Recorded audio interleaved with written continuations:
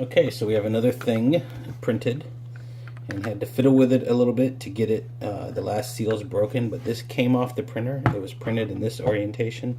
Came off the printer as a working model. A little jack stand. With a screw. And it works and goes all the way up.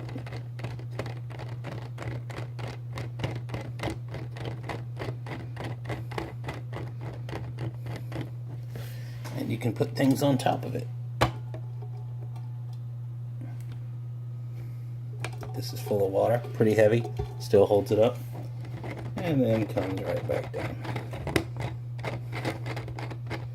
Pretty nifty stuff.